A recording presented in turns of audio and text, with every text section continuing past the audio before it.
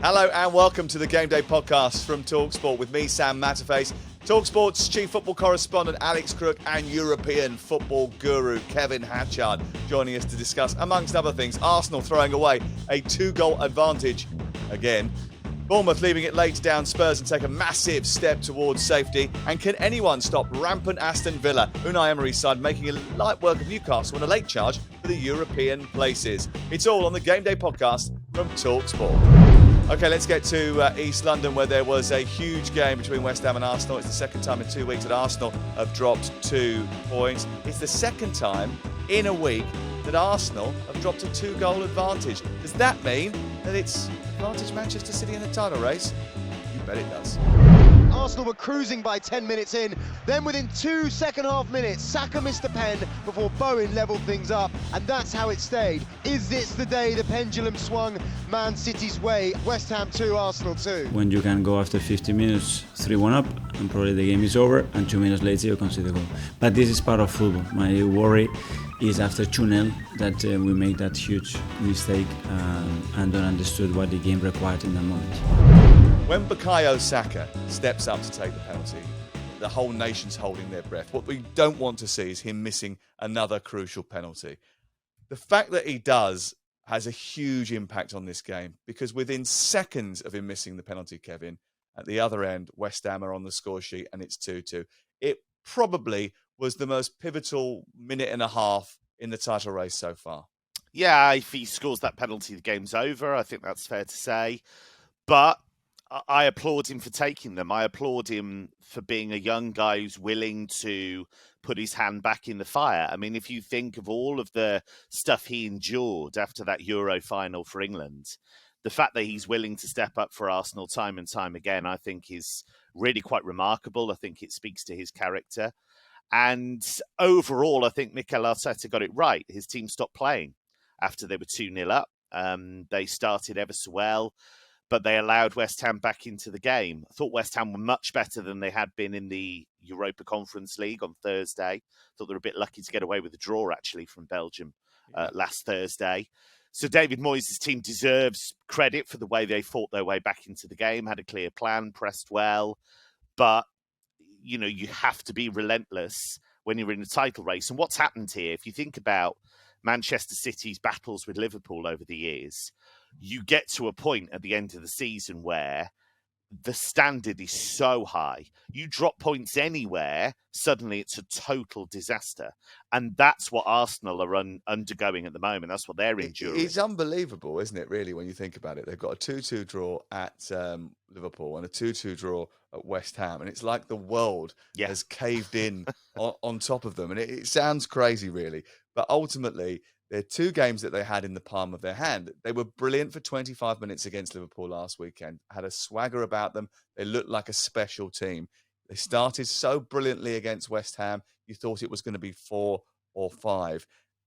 Arteta said afterwards, we're not killers. Is that the problem, Crook? Yeah, I see where he's coming from. Because if you look at the way that Manchester City are winning their games at the moment, they're not only winning with something in hand, they're by and large getting the game won by half time, and then in the very luxurious position of being able to take off Erling Haaland and resting him for the second half of games, or taking him off when he's scored twice and he's looking for a hat-trick. So Arsenal are making hard work of it. They've done it for some time, actually. You go back to the Bournemouth game at home when they were 2-0 down, the game that you commentated, I think, Sam, away at Aston Villa, when they left it late to beat them. And I think in the end that catches up with you. And Manchester City are just more relentless. Obviously, they've been around the course and distance before. And I was watching during the Grand National build-up at the weekend, actually, there was a brilliant feature voiced by the excellent Gabriel Clark about the Grand National, where Red Rum came from miles off to beat Crisp. And the jockey was saying, I could hear on the loudspeaker, all I could hear was that Red Rum was closing in, and then he could hear Red Rum literally stamping and about to go past him on the line. I think that's probably how Arsenal are feeling at the moment. I think for the first time this season, I think we are seeing signs this fearless young side are finally cracking under some kind of pressure. They are a young team, and I think that if you listen to some of the pundits, they'll tell you that they saw it coming. Martin Keown, for example, has been telling Crook and I for a little while, that he was always scared about this game. But is that half of the problem, actually? The fact is that, that they did see these games, these big sort of London derbies, this game against Liverpool, as almost opportunities to slip up rather than games that they had to hurdles they just had to jump over, Kev? Well, also, they are hard games. I mean, Liverpool, I know, are having an awful season. There's no getting around Every that. game's a hard game in the Premier League, though, isn't it? I mean, if you want to win the Premier League, you have to win those. Yeah, you do. That's true. I just think the Liverpool situation, though, as you say, they were brilliant in the opening exchanges. That can happen to you once Liverpool get moving with that crowd behind them, get some momentum. That can happen. This felt more like a massive slip-up, really, given the situation they were in, given the fact that, that crowd at the London Stadium can be a real force for West Ham, but it isn't always. And, the longer you keep it at 2-0, the more they might turn or lose heart a bit. So this feels like more of an error. That's a good point, actually. Poor old Arsenal was so unlucky that even the West Ham crowd turned up for the game. It's like... Well, they didn't know, when they were 2-0 down, there was a lot of dissenting voices. There were, even after they scored, there were one or two boos at half-time. So they still had the opportunity, Arsenal, to use that to their advantage. I think what's alarming is they were so good for 10 minutes and they did stop playing. It wasn't so much that West Ham forced their way back into the game. It was that Arsenal just got too casual. They thought they'd got the job done. Is that what they thought? Yeah, I think there was an element of that, absolutely. It sounds like a pretty depressing podcast this morning, I think, because all of us are sitting here because we thought Arsenal might go on and sort of make a real sort of fist of it. And there's a sort of realisation that maybe Manchester City are coming like that galloping horse behind them.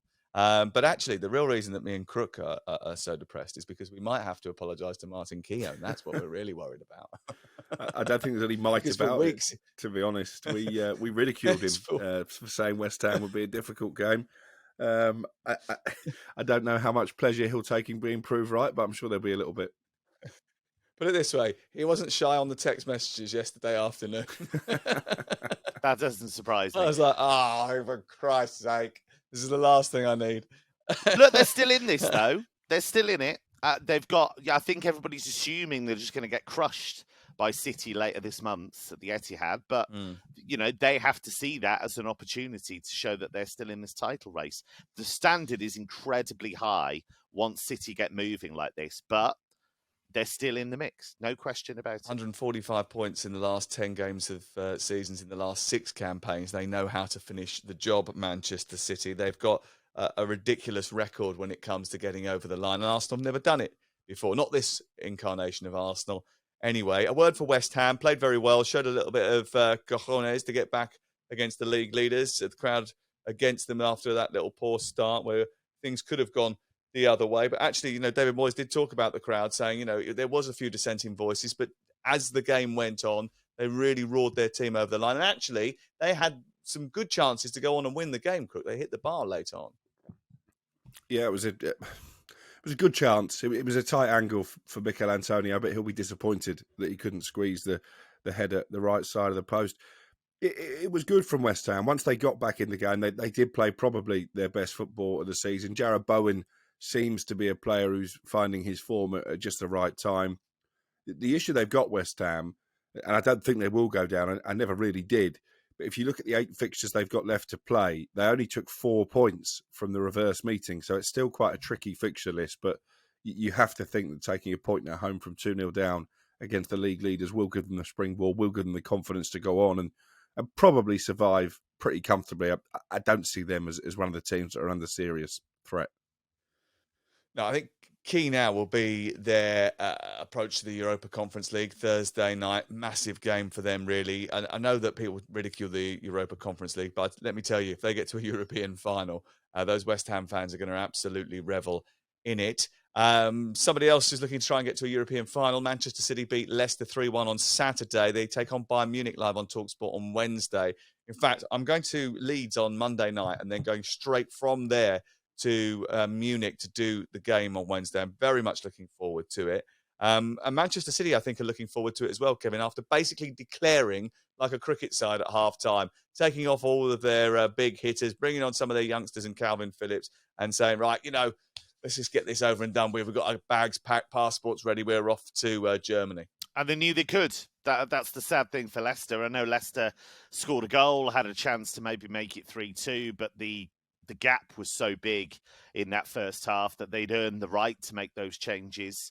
Haaland obviously onto 32 league goals. We said before the season started, we felt he was going to get bags of goals for City, and that's proven to be the case. Because you look at him, there are no weaknesses in his game. He's fast, he's strong, he's intelligent, he's got amazing technique.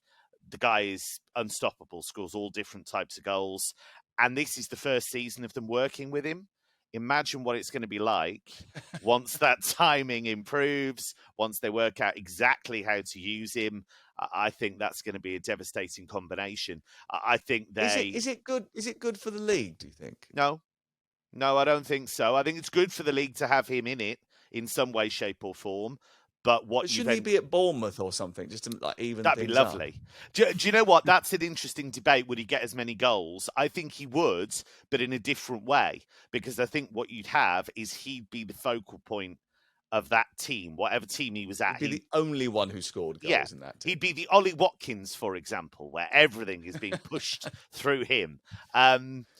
So I think he would, but no, in terms of the competitive balance, and that's not me having a go at City, that's just the reality, the financial reality of what they were able to do. Yeah, and I think that's what we were saying with the Arsenal thing, and that we were a little bit depressed about the fact that they dropped points, not because we necessarily don't want City to win the league, or Crook will say, oh, I don't want City to win the league. But more because we just want it to be competitive for longer, and for there always to be the opportunity for a team like Arsenal to come through the pack and win the title, because that's what makes the league it is. With all due respect, Kev, I don't want to wake up every single September and go, oh yeah, Bayern Munich are going to win the league just by how many points. Yeah, you're absolutely right. Look, it wasn't good for Serie A when Juventus won it, as many times in a row as they did. It's not good for the Bundesliga when Bayern dominate. It's not good for the Premier League that Manchester City have had the domination that they've had. It's not good for Liga that Paris, when they don't win the league, it is an enormous failure. So that's not a situation that we want. And I think that is the way we've been heading. Thankfully, because Juventus have imploded, Serie A is now great, because you've had Inter win it, Milan win it, Napoli are going to win it. Incredibly competitive. So that's the situation you want to get to. It would be lovely to have a situation in the Premier League where, yes, Manchester City are challenging, but Liverpool might win it, Arsenal might win it, Manchester United might win it. That's where we'd love to get to as a league, I think. Maybe we should have a handicap system that if you've got Erling Haaland, you have to start with -9 points. Yes. They'd still do it, but yes. They'd still do it, but, it might make it more interesting over the course of the season. Baptism of fire for Dean Smith. Hard to sort of judge him on this game. And the next 3 matches are really important for Leicester City. They've got the opportunity to put points on the board. Those 3 matches will define whether or not they stay in the league or not. Most of them are live on talkSPORT. In fact, over the next few weeks, most of the big matches, in fact, almost every match that matters is live on talkSPORT. We've got 60 games over the course of April. It is an incredibly busy time. I think I've got 6 matches in the next 7 days. And I am very, very excited about it. And I'm sure that the other boys are as well. Nottingham Forest 0, Manchester United 2. Manchester United had serious injury problems coming into this game. So there's no Rashi, there's no Rashi, that's what my son calls him. There's no Rashford, there's no Varane, there's no Lisandro Martinez. And then all of a sudden in the warm-up, Sabitzer, who played really well on Thursday night and has become a little bit of a cult hero at Old Trafford, gets injured in the warm-up, and you're thinking, what is going on here? Then Eriksen steps in, takes his place, and runs the show. I mean, you don't want anybody to get injured, but that was almost like a little bit of luck, Crook. Yes and no. I was quite excited to see how Sabitzer could continue his form from midweek, and probably Eriksen wasn't yet at the stage really where he should be starting games, particularly not with 15 minutes notice. But you're right, he absolutely bossed that game in midfield. 1 or 2 nervy moments from Harry Maguire. We talked about the penalty already, and maybe you'll tell us, Sam, why that wasn't a handball. But apart from that, I think it was fairly comfortable. Quite damning of Nottingham Forest, actually, because they're desperate for for points to get themselves out of trouble. They've got a horrendous fixture list. This was a golden opportunity for them against an injury-ravaged Manchester United team, and one they never really looked like grasping. I thought Anthony Martial did okay without actually managing to put the ball in the back of the net. Anthony was excellent, silencing some of those taunts from our own Gabby Agbonlahor. It was a very good away performance, and they're going to need to produce similar in the Europa League on Thursday to get through in that competition. I actually thought that Nottingham Forest had a couple of good chances in the game, and if they'd been able to finish off their opportunities better, they may well have got on the score sheet. I think they were absolutely robbed of a penalty. I do not understand how it wasn't a penalty. Harry Maguire's got his arm out by his side out here, and it lands on the crease of his elbow. I mean, it's in the penalty area. It doesn't matter whether that's accidental or not. The fact that his arm's outstretched like that I mean, I can't understand the explanation of not giving the penalty. In fact, I'm so flabbergasted after last weekend's debacle that wasn't given. I'm surprised that more hasn't been made of it. The only thing I can think of is that Nottingham Forest felt as if they were so well beaten anyway, it didn't really matter that they were going to get that penalty or not. But Kev, could you come up with an explanation as to why it wasn't given? I must admit, when I saw it, because he's in with a clutch of players, I was a little surprised it wasn't given. My initial thought was it hit him a bit higher on the arm in terms of how everybody went in. But yeah, I was surprised it wasn't given. Surprised it wasn't. The referee wasn't sent to the monitor to have another look. Yeah. I thought the refereeing in general of the game was a little strange and a little permissive at times, to be honest. I do think United were great. What a great word that is, permissive. Yeah. I thought United were great, actually. I thought they were a little bit vulnerable at times. There was the Awani chance, which was a great chance, which you just smacked over the bar. It was a great chance. So, look, it wasn't perfect. I thought Casemiro, Eriksen, Fernandes were outstanding in midfield. Anthony was proper Anthony. Anthony was the Anthony that glides like somebody in the Matrix and you're not quite sure what the hell's happened. He's gone past 5 people. And it's like, how did that happen? That was proper Anthony. And the little slip pass for Dalot was terrific. It was outrageously good. I was really pleased for Dalot as well because he'd never scored in the Premier League before. I really like his energy. I really like the effort. And I really like the fact that he enjoyed the goal as much as he did, screaming at the fans, I told you. He was like, I told you. Told us what?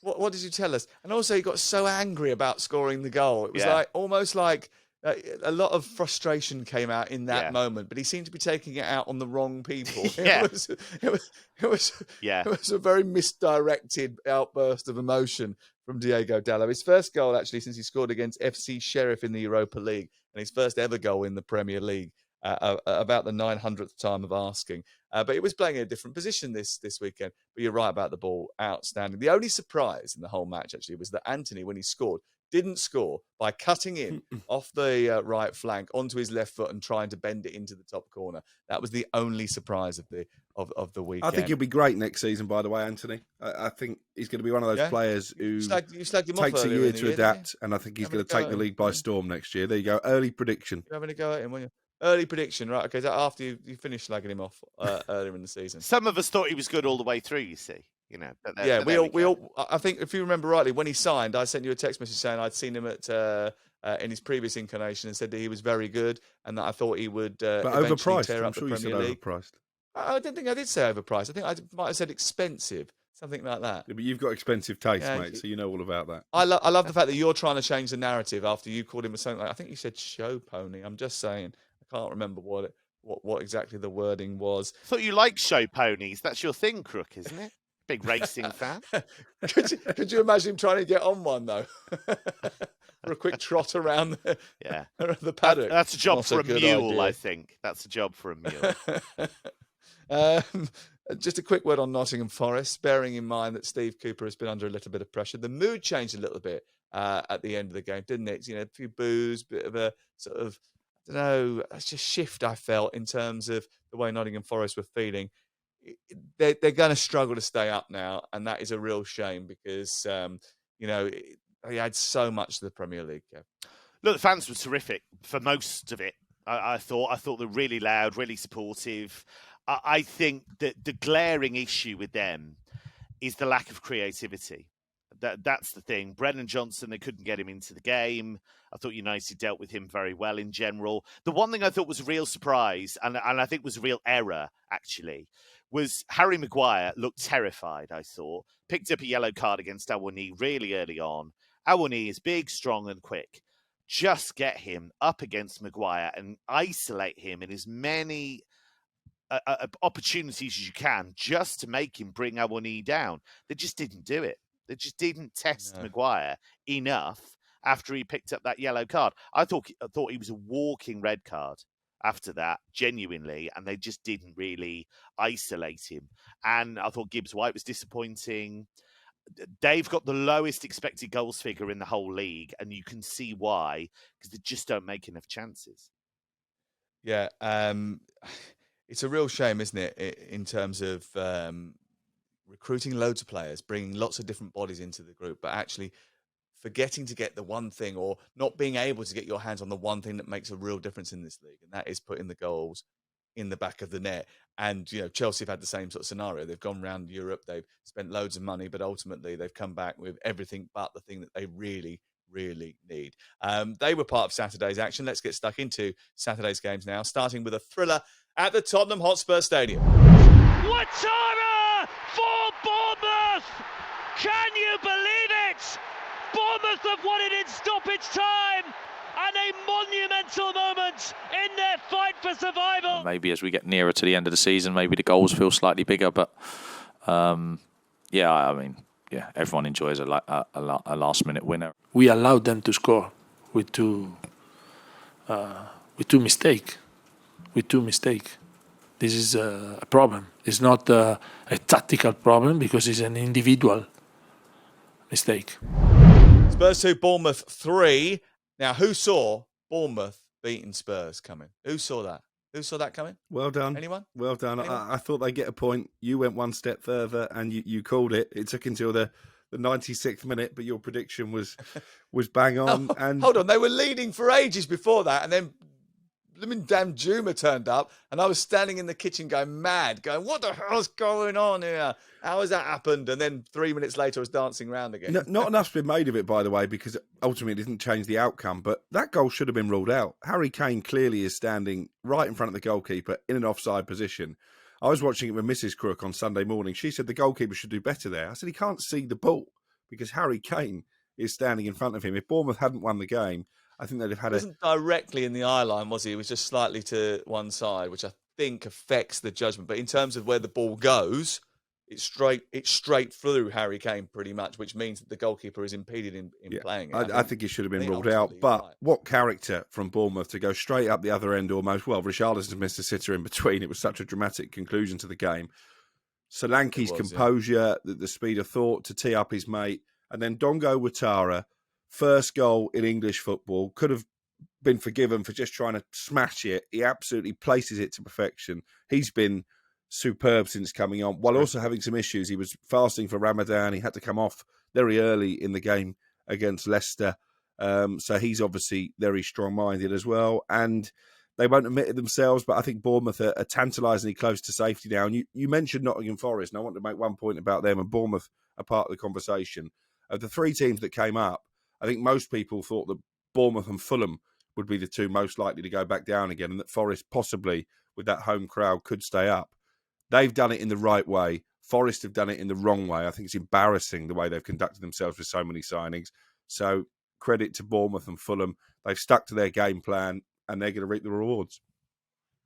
5 wins in the last 9 for Bournemouth. Pretty impressive. The one thing I like about Bournemouth is they play football, Kevin. They don't just sit back pragmatically, try and fight their way through games. They've got that in their locker if they need to do it. But what they do is if they are, even if they do sit back and try and nick the ball off someone, they change their tactics depending on who they're going to play. They switch formations from a 3 to a 4 if they need to. They press high up, which is what they did on Saturday, won the ball in opposition territory and created from there. And then they play. They've got footballers. They've got Billing. They've got Christie, who's really comfortable on the ball. They've got Solanke, who technically, with the ball at his feet, is good. He comes up with the odd finish now and again, and sometimes he misses too many chances. But they've got footballers in the team that want to play further up the pitch once they win it back. If they win it deep, they'll try and play their way through. If they win it high, they'll quickly get it into goal-scoring positions. And that is really important because so many teams will sit, soak, and try and sort of nick ball here and there and then not know what to do in the next phase of play. Bournemouth very much know what they're doing. Yeah, and they're a threat. That's the thing. Whereas Forest find it really, really difficult. Now, do you think Forest are still in it, by the way? You know, they're still in the mix. Still a long way to go, by the way. There's still 8 games still to go. I still think Forest are in this, but their away form is so poor. Obviously, that's the big issue for them. But you're absolutely right about Bournemouth. And Ouattara, I think, is a great example of that because if you looked at him in Ligue 1, he was in the middle of his breakout season. Now, when we talked about him coming in, you knew he was having a great season with Lorient. There's no doubt about that.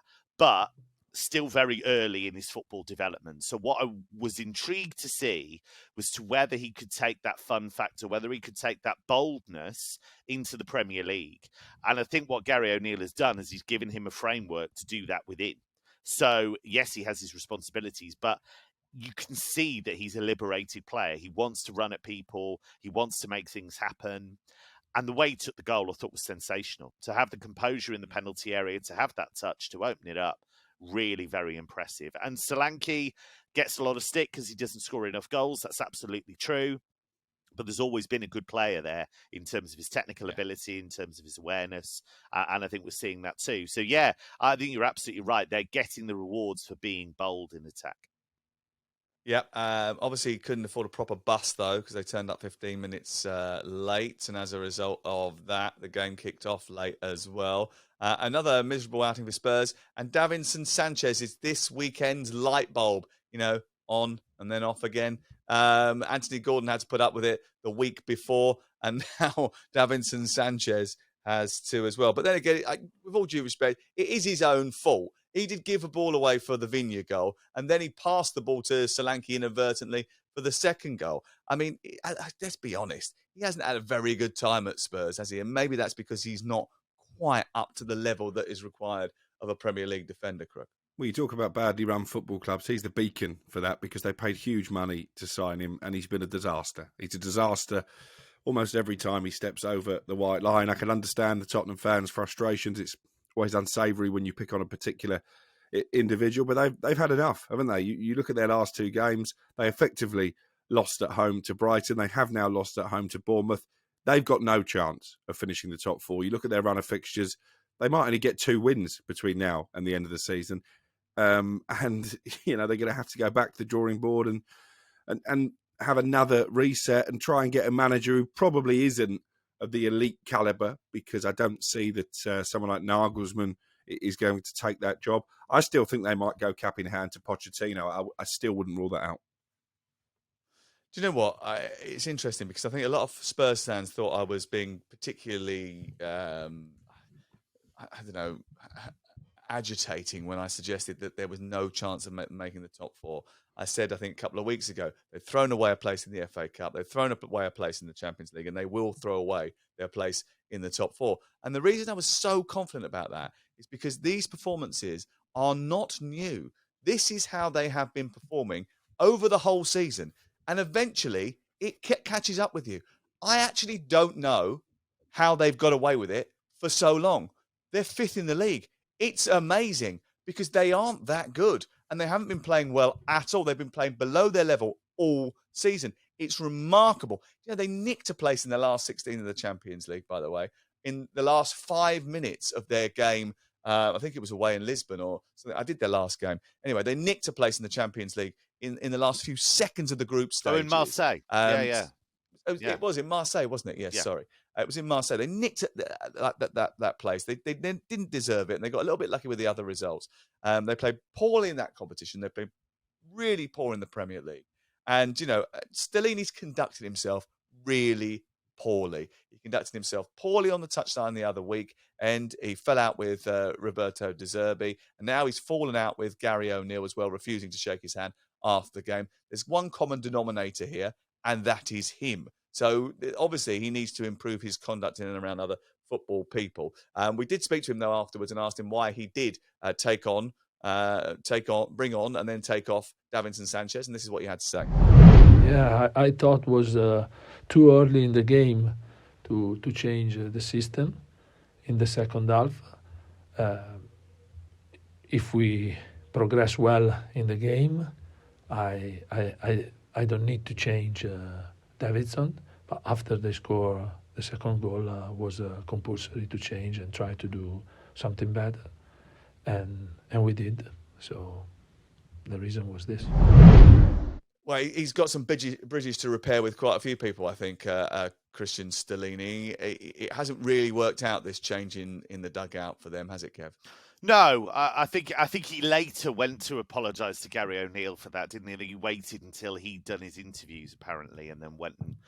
but it doesn't excuse the fact that he just stormed down the tunnel. But look, we've said this before. You cannot have a situation where you give the job to the number 2 and then expect some incredible new style to emerge. And he was almost arguing against himself after this game because he said, I was very annoyed. We got the goal and then we didn't push on. It's a bad mindset.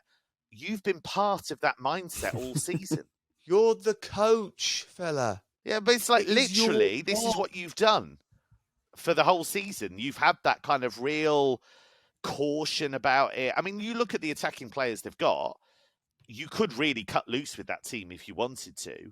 And they just haven't. And I think the players are so indoctrinated now in the Conte style.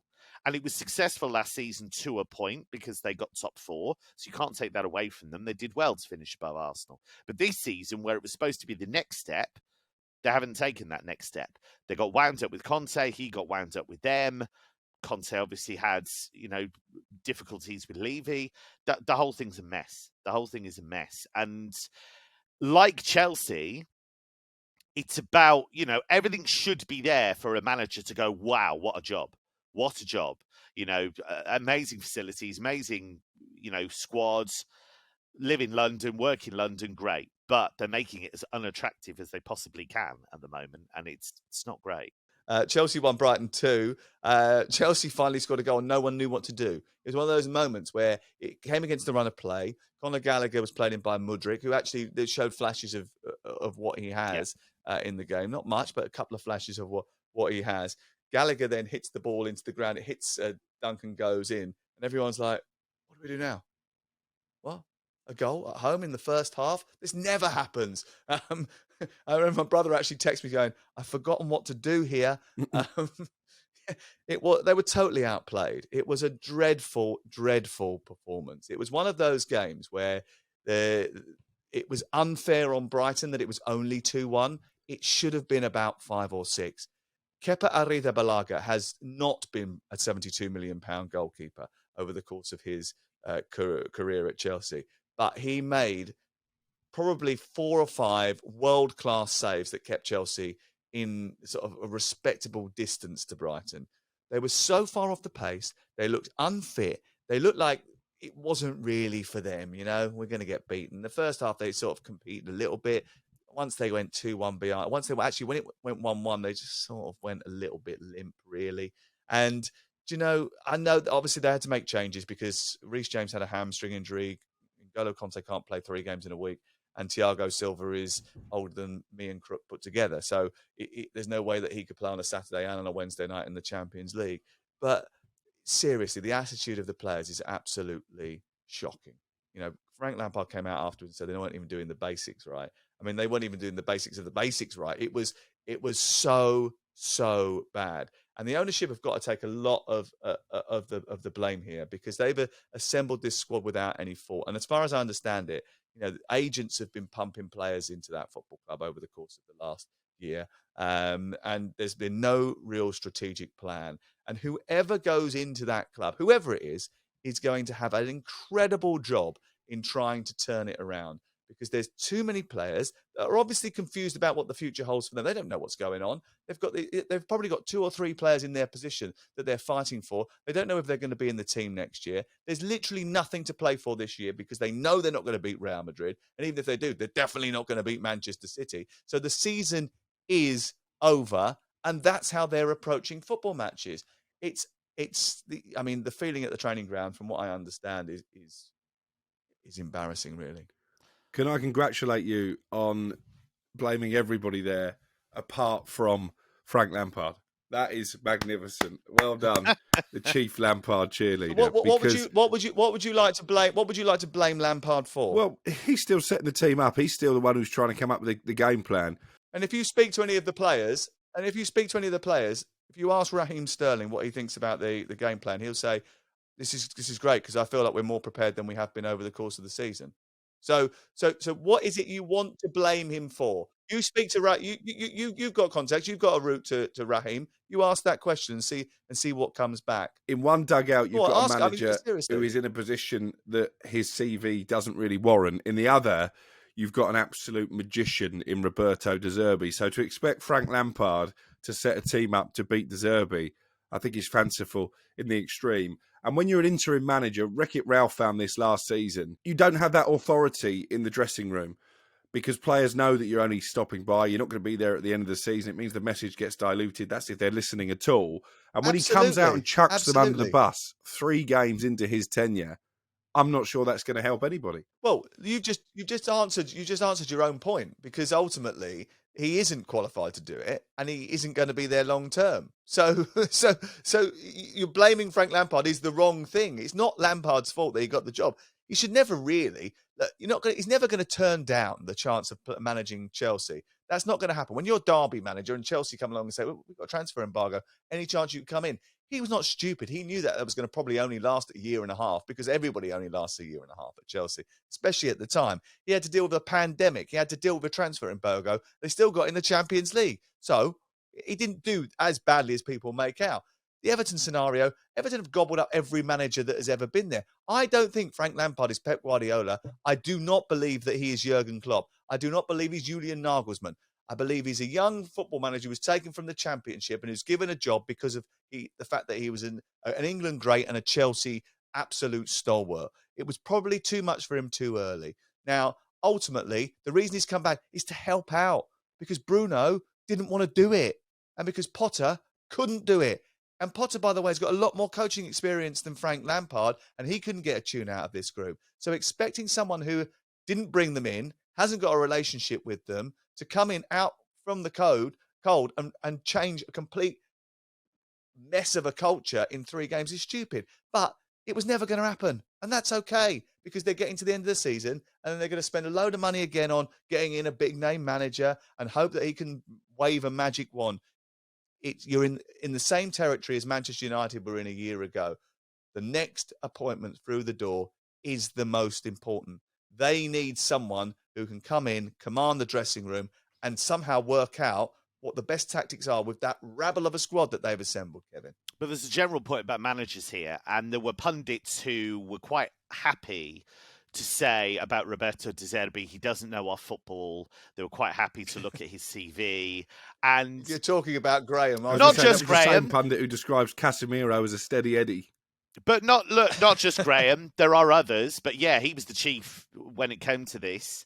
And he got it completely and utterly wrong. And he completely got it wrong when he looked at his CV, because he was saying, "No, he hasn't been here long. He hasn't been here long. He's been at loads of different clubs." If you actually took time to scratch beneath the surface, and I said this at the time, if you actually took time to look at his CV, it was all individual circumstances, and a lot of those clubs wanted to keep him.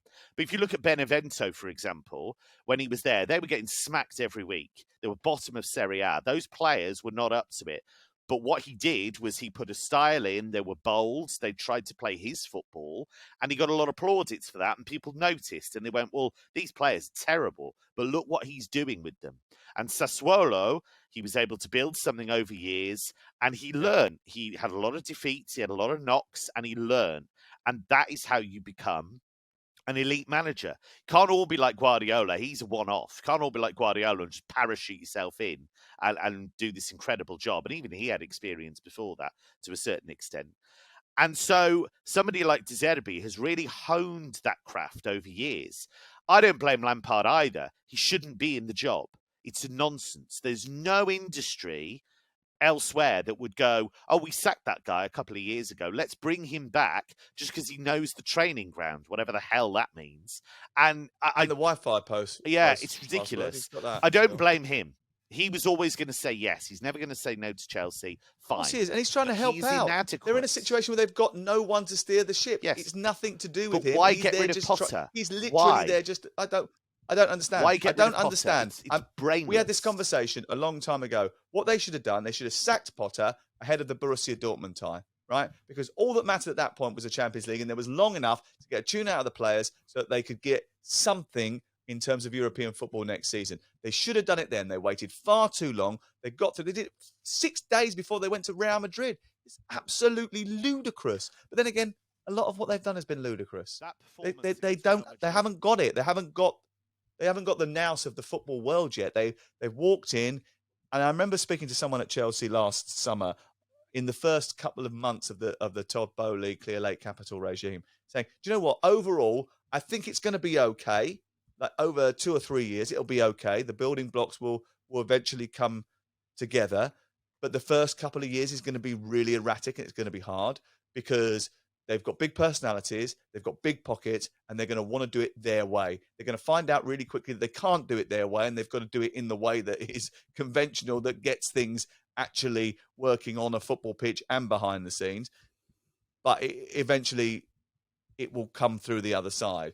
I think we're seeing that first spell now of the erratic decision-making having a really negative impact on the whole football club, and fans leaning over from a top tier into a director's box and shouting at the owner sort of gives you an indication as where the fan base is, right? Good.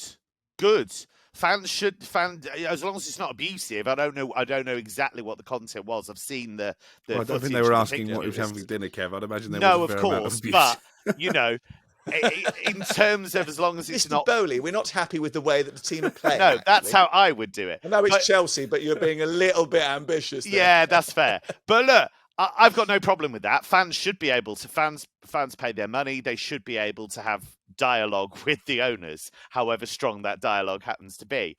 But they've made a mess of the whole thing, and they've signed some good players. They can spot a player, no question. Some of the guys they've brought in, I think, are terrific. Love Mudryk, love Fernandes. I think that they've made some really good signings in that regard. But you have to get rid of the other guys first before you bring those guys in. And it is a shambles. And I think the Lampard thing is actually the nadir of the whole thing. And again, it's not his fault, but it's such an embarrassing sign of how much they're on the run from the fans. Oh, let's bring in Frank as a mascot for the rest of the season. He knows the club. He used to play for Chelsea. The fans will love that. Rubbish. Absolute rubbish. Stay with Potter for the rest of the season if you have to, and sort everything out in the background. Because otherwise, because he would have taken that, Potter would have gone, okay, I'll just get on with it because I know what's going on in the background. They're going to replace me. Fine. But he'd have had the dignity to do that, I'm pretty sure. But to bring in Lampard just as a kind of fluffy mascot for the rest of the season is a nonsense. It's an absolute nonsense, and it shows. All the big managerial changes this year have actually gone awry. Southampton, really, man alive, what a bad decision that was to get rid of Haaland. Oh dear. You know, Bayern Munich actually particularly worked out. Yes, didn't agree with that 100% either. 100% well, has it? I mean, they've had a bit of a bad time. Not at Aston Villa, though. Their change of manager seemed to work out pretty well. Aston Villa 3, Newcastle 0. By the way, they were brilliant on Saturday. Watkins was absolutely sensational. And listening to Ollie actually after the game was really interesting because he was saying, look, the way it's happened is pretty simple. My strengths are running in behind. It's not having a fight with central defenders. It's not running the channels. It's getting in behind and people finding me. So the manager says to the guys, once you get the ball, look for Ollie and play it over the top. Within 15 seconds of that game, Sven Botman knew he was on the run. And once Ollie Watkins had shown him a clean pair of heels once, he was panicking throughout the whole game.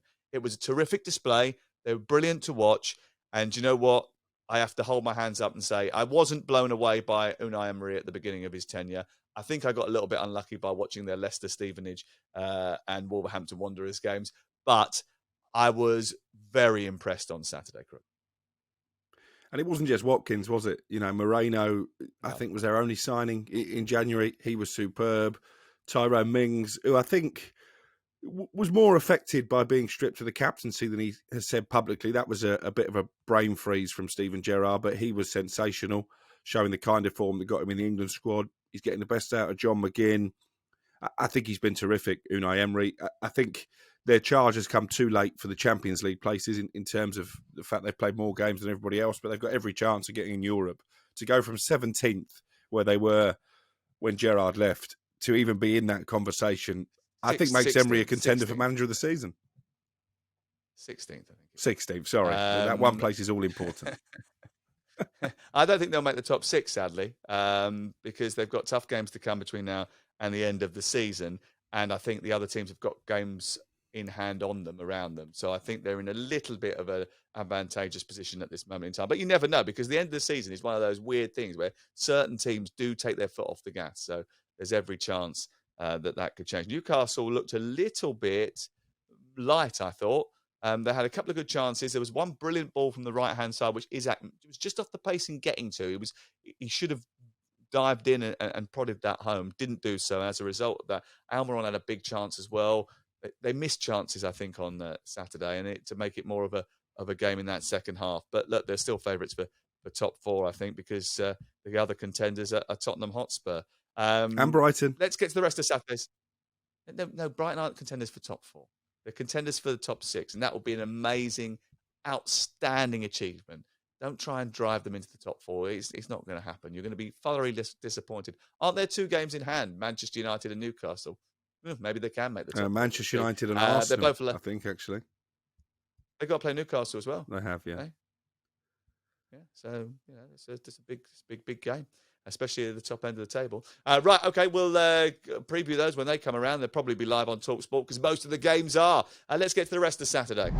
Well, Crook, talking of predictions, you might not have got this one right. Everton 1, Fulham 3. No flip-flops at Goodison Park, just flops.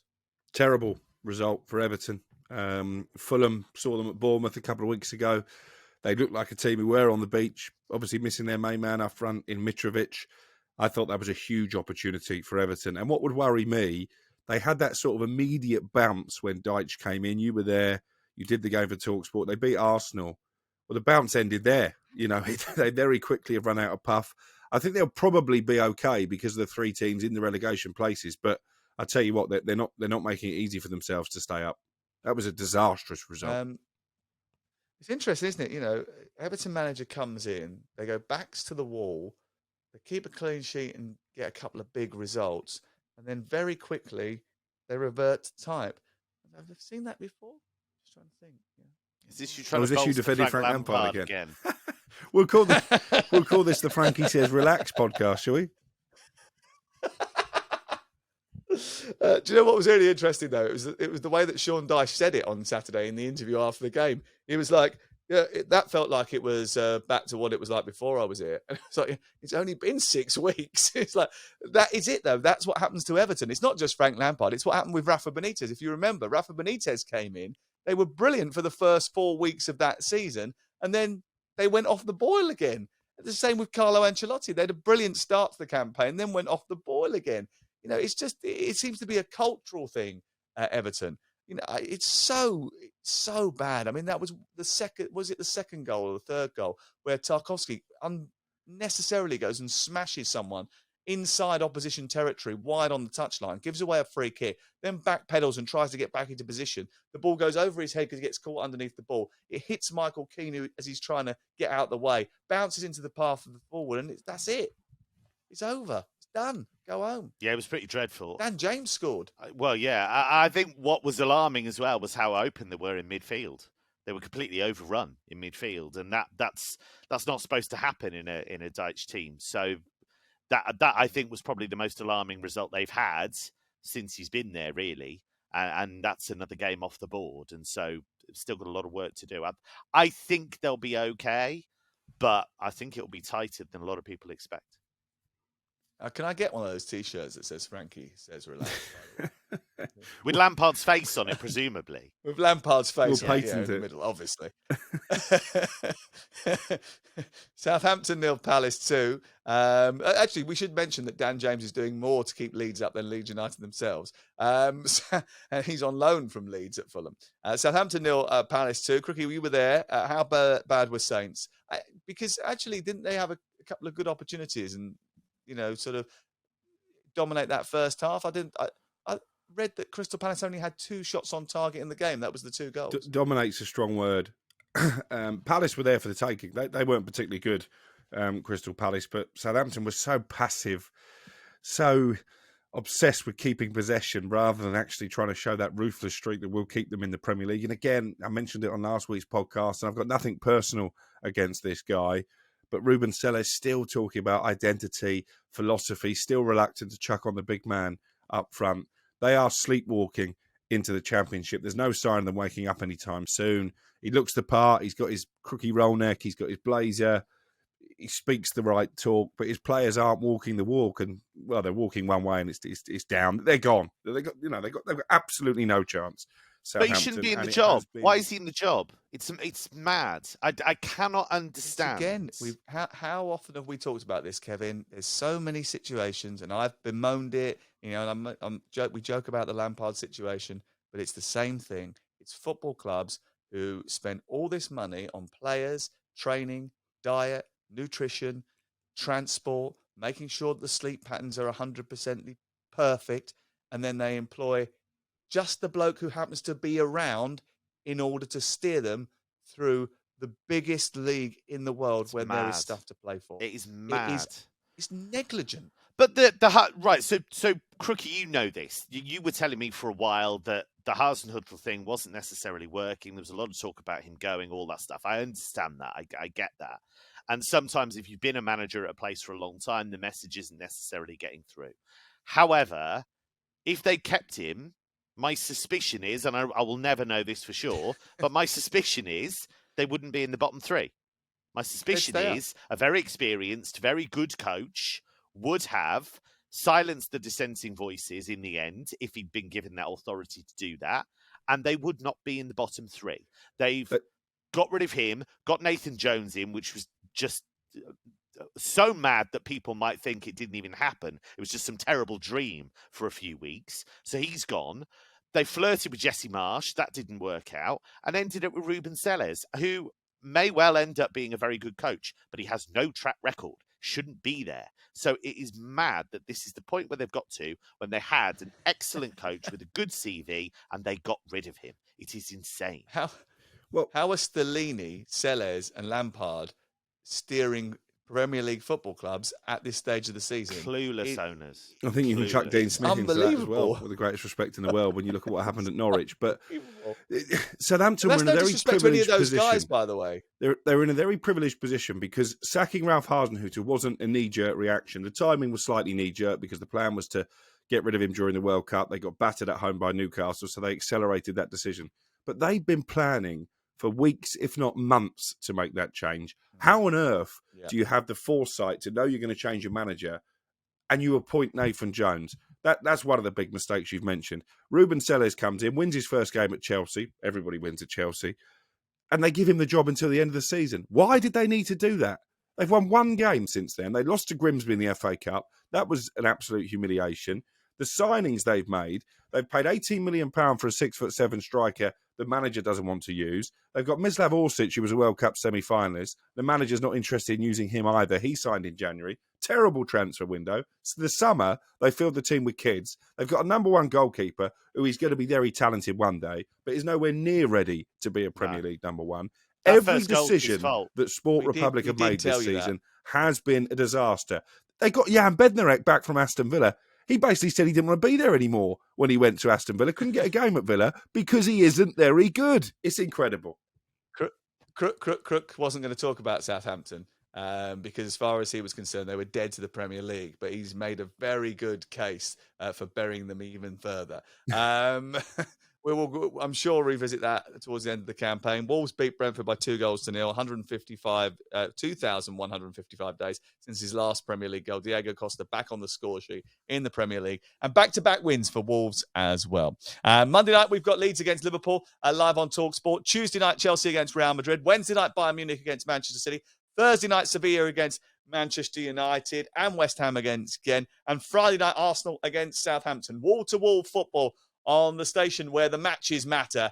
talkSPORT bringing you the best games as we reach the run-in. Thanks to Crookie and thanks to Kev as well. We'll be back on Friday morning when we review all of the midweek action and look ahead to what is going to be a stunning weekend, not only in the Premier League, but 2 big FA Cup semi-finals as well. Where, remember, Crookie has said if Brighton beat Manchester United, he will be a little bit happy. Just a little bit happy. Just a little bit happy. The Manchester United fan said that. Yeah, it's true. You can tweet him. It's at Alex_Crook. This is the Game Day podcast from talkSPORT.